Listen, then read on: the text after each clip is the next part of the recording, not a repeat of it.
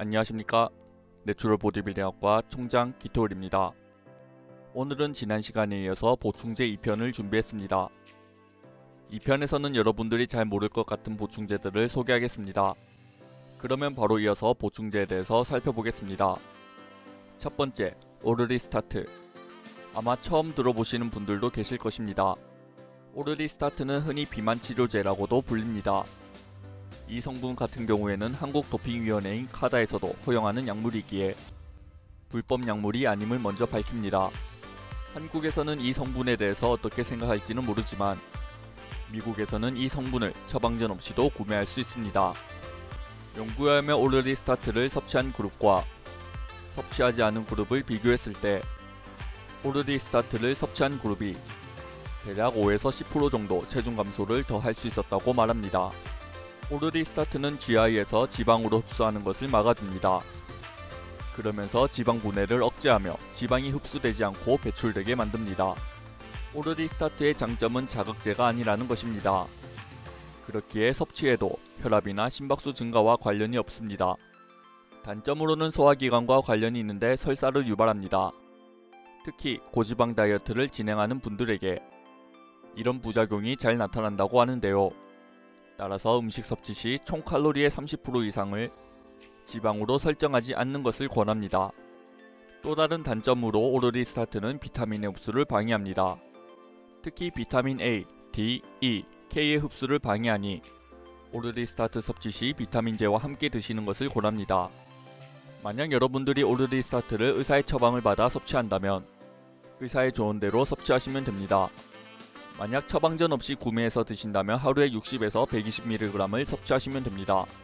두 번째, 후코잔틴. 저는 시중에 파는 펫버너 보충제를 믿지 않습니다. 제가 믿는 유일한 진리는 칼로리보다 더 많이 먹으면 살이 찌는 것이고 칼로리보다 적게 먹으면 살이 빠진다는 것입니다. 펫버너라고 불리며 지방을 감소해주는 대부분의 보충제는 효과가 없습니다. 효과가 있는 몇몇 제품들은 불법 성분이 들어간 스테로이드이고 그만한 부작용도 존재합니다. 하지만 이 후코잔틴은 부작용은 거의 없으며 체지방 감소에 도움이 된다고 말합니다. 이 연구 외에도 후코잔틴을 연구하는 분들은 이 후코잔틴이 체지방을 빼주는 가장 효과적인 보충제가 아닐까? 라고 생각합니다. 이 연구에서는 비만인들을 대상으로 16주간 진행했는데요. 후코잔틴을 먹은 그룹과 후코잔틴을 안 먹은 그룹을 비교했을 때 후코잔틴을 먹은 그룹은 16주간 유지 칼로리를 섭취했음에도 평균 5kg가 감소되었다고 말했습니다.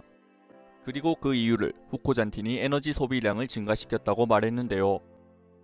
이 연구에서 가장 놀라운 점은 결핍 칼로리가 아닌 유지 칼로리를 섭취했음에도 체중이 빠졌다는 것입니다. 이 연구에서는 후코잔틴과 석류COL의 결합체인 잔티젠을 섭취했습니다.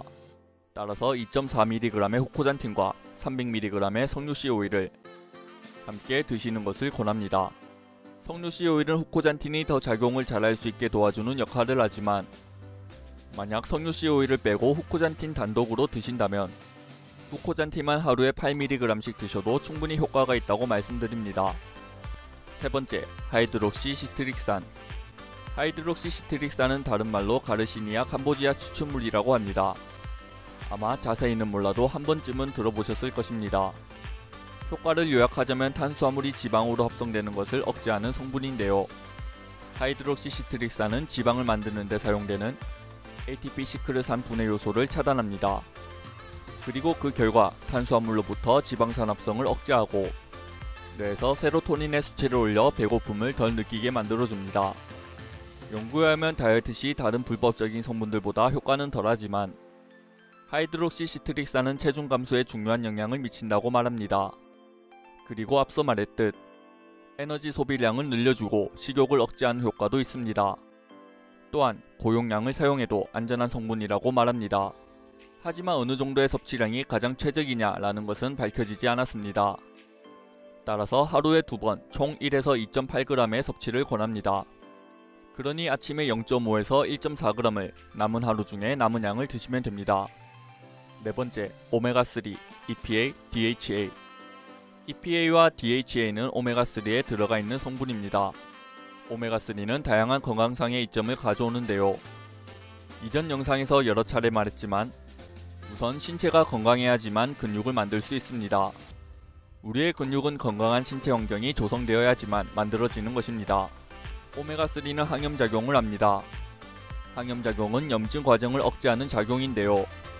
이는 우리 몸에서 긍정적일 수도 부정적일 수도 있습니다. 쉽게 예를 들면 운동 직후 근육이 찢어지는 것도 하나의 염증 반응이라는 것입니다. 그러니 염증 반응을 억제하는 것이 긍정적이면서도 부정적일 수 있다는 말입니다. 연구에 의하면 나이가 어린 분에게 이 항염작용은 근성장을 방해하고 나이가 있는 분에겐 항염작용이 근성장을 도와준다고 말합니다.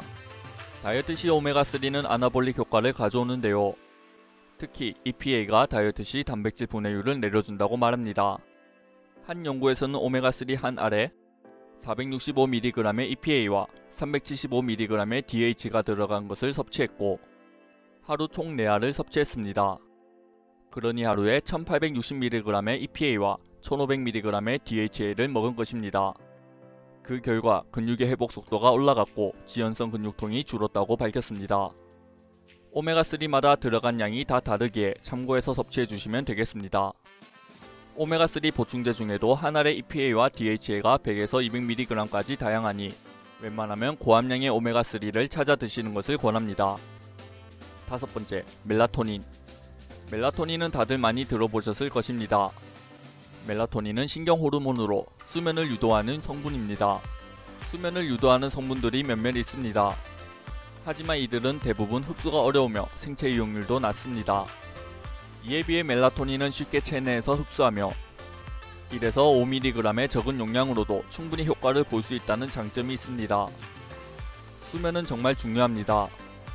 깊은 수면을 취할수록 우리의 근성장은 빨라지며 회복률도 높아집니다. 연구에 의하면 1에서 5mg의 멜라토닌 섭취는 평소에 누워서 수면까지 걸리는 시간에 비해 10에서 100배 시간을 단축시켜준다고 말합니다. 수많은 연구들이 멜라토닌은 수면에 도움된다고 말합니다.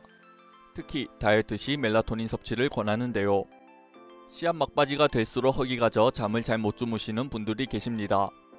특히 다이어트 시 멜라토닌을 섭취해주면 체지방 감소나 신체 구성과 관련된 부분에서 긍정적인 작용을 제공한다고 말합니다. 특히 렙틴의 비율을 올려 허기짐을 줄여주기에 수면에 도움이 됩니다.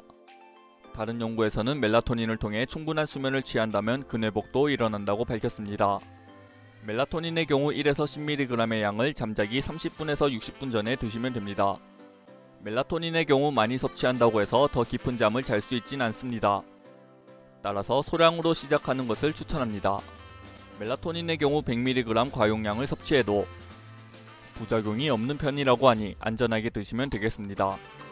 오늘의 강의를 요약하겠습니다. 첫 번째, 오르리스타트는 GI에서 지방으로 흡수하는 것을 막아준다. 두 번째, 오르리스타트의 단점으로는 설사 유발, 비타민 흡수율 저하 등이 있다. 따라서 총 칼로리의 30% 이하로 지방을 설정하고 비타민을 추가적으로 섭취하자. 세 번째, 오르리스타트의 경우 하루에 60에서 120mg을 섭취하면 된다. 네 번째, 후코잔틴은 에너지 소비량을 늘려서 체지방 감소에 도움을 준다. 다섯 번째, 후코잔틴의 경우 2.4mg의 후코잔틴과 300mg의 석류씨 오일을 함께 먹자. 여섯 번째, 후코잔틴 단독으로 먹는다면 8mg씩 섭취하자. 일곱 번째, 하이드록시 시트릭산은 탄수화물이 지방으로 합성되는 것을 억제한다. 여덟 번째, 하이드록시 시트릭산의 경우 하루에 2번 총 1에서 2.8mg을 섭취하자. 아홉 번째, 오메가3는 항염작용, 회복속도 증가, 근육통 감소 등의 효과를 보인다. 열 번째, 오메가3의 경우 고함량이 든 제품을 섭취하자. 11번째, 멜라토닌은 근성장을 도와주며 렙틴을 분비하고 회복률도 올려준다. 12번째, 멜라토닌의 경우 1에서 10mg의 양을 잠자기 30분에서 60분 전에 섭취하자. 미트리로 받는 모든 수익금을 기부하고 있습니다. 많은 구매 바랍니다. 오늘의 강의가 유익하셨다면 좋아요, 구독, 알람 설정 부탁드립니다.